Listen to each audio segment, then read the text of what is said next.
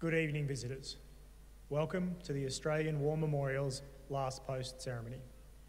My name is Chris Weidenbar, and joining us today from the Royal Australian Navy is Commodore Andrew Schroeder, who tonight will perform his final official duty in uniform at the Australian War Memorial after 30 years of devoted service to his nation. Commander Schroeder, we thank you and your family and wish you every success in your future endeavours. We welcome the veterans who have served, those that are still serving, and the families that love and support them. We acknowledge the members of RSL and Services Clubs Association, RSL Victoria and RSL Queensland who are watching the broadcast of this ceremony across Australia. During the ceremony, wreaths will be laid at the base of the pool of reflection by visitors and by students on behalf of the following schools. From New South Wales, Canwall Public School, Canwall. From Queensland, Holy Cross Primary School, Wooloowin. And from Western Australia, St Mary's Anglican Girls' School, Karrinyup. I invite you all to please stand and join in singing the National Anthem.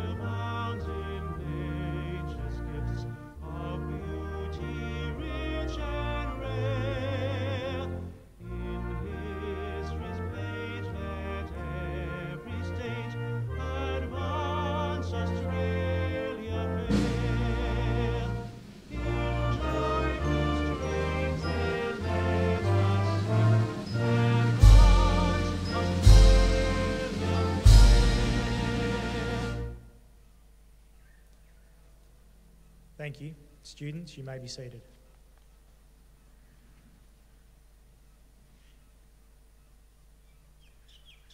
The Australian War Memorial was the vision of Charles Bean, Australia's First World War official historian. Bean landed with the Australian troops on Gallipoli and stayed with them at the front through to the end of the war. The idea of this national memorial and museum came to him at Pozières, France, in the depths of the bloody fighting of 1916. Bean's idea was that this would be a place where families and friends could mourn loved ones buried in faraway lands. It would also be a place that could help all Australians understand what these men and women had endured and what they had done for us. Bean's vision, to which we remain true, is best expressed as inscribed in the entrance to the memorial's galleries. Here is their spirit, in the heart of the land they loved, and here we guard the record which they themselves made. Tonight we will read the story behind just one of those on the Roll of Honour, which lists the names of more than 102,000 men and women who have given their lives for us in war and operations for more than a century. But first, we present a lament, Flowers of the Forest. Wreaths or floral tributes will now be laid at the base of the pool of reflection.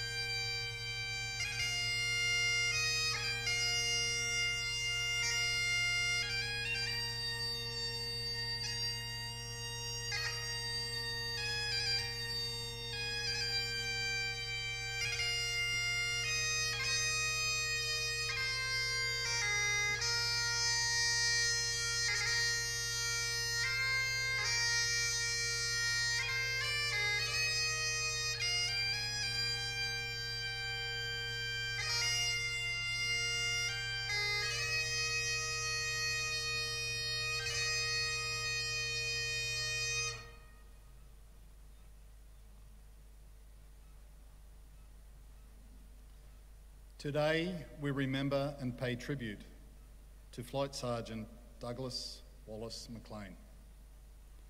Born in the Sydney suburb of Penrith on the 27th of March 1912, Douglas Maclean was the son of Norma and Layla Maclean. Growing up, the young Douglas Maclean attended the local primary school before attending Petersham Intermediate High School. He later attended Sydney Technical College, where he was trained as a wool classer. A keen sportsman, Maclean played rugby union, cricket, tennis, golf, and he was a keen surfer. After finishing high school in 1929, Maclean was employed as a clerk at Dalgety and Company in Sydney. He worked in this job for 12 years. He also served for 2 years with the 9th Field Brigade in the militia. On the 2nd of August, Douglas Maclean married Jessie Violet Duncan in Sydney. Shortly afterwards, on the 11th of October, he enlisted in the Royal Australian Air Force.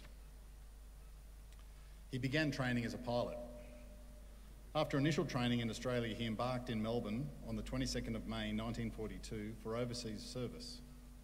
First in Canada, where he spent 5 months training, and then on to Britain. As part of the Empire Air Training Scheme, he was one of almost 27,500 RAF pilots, navigators, wireless operators, gunners and engineers who, throughout the course of the war, joined the Royal Air Force squadrons or Australian squadrons based in Britain. After his arrival in Britain on the 5th of November 1942, Maclean undertook further specialist training before on the 14th of July 1944 being posted to Number 12 Squadron, Royal Air Force. Part of RAF Bomber Command, Number 12 Squadron was equipped with the 4-engined Avro Lancaster heavy bombers.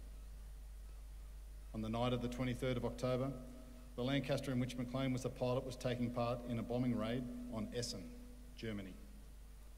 The aircraft was shot down and crashed near the border between Germany and the Netherlands. Maclean and all 6 of his crewmates were killed. Their bodies were recovered from the crash site and buried side by side in Winterswijk Cemetery in the Netherlands. Douglas Maclean had been with his squadron for just 3 months. He was 32 years old. His name is listed here on the Roll of Honour on my left, among almost 40,000 Australians who died while serving in the Second World War. His photograph is displayed beside the pool of reflection. This is but one of the many stories of service and sacrifice told here at the Australian War Memorial. We now remember Flight Sergeant Douglas Wallace Maclean, who gave his life for us, for our freedoms, and in the hope of a better world.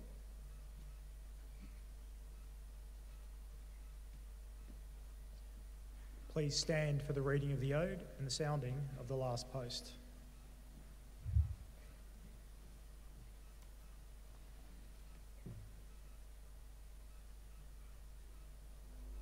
They shall grow not old as we who are left grow old. Age shall not weary them, nor the years condemn.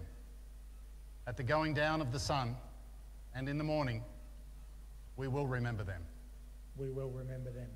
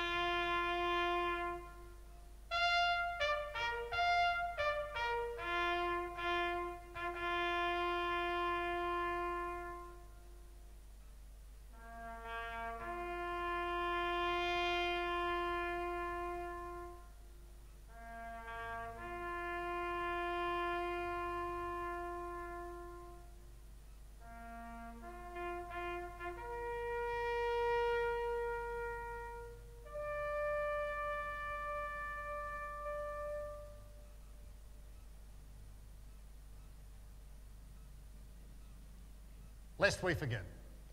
Lest we forget.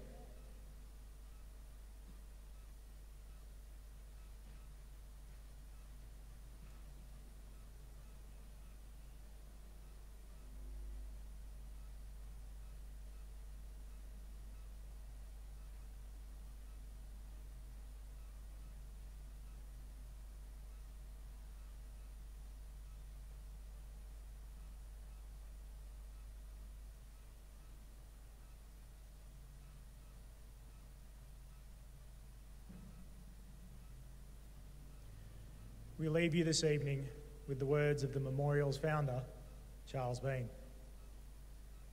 Many a man lying out there at Pozieres or in the low scrub at Gallipoli, with his poor, tired senses barely working through the fever of his brain, has thought in his last moments, well, it's over.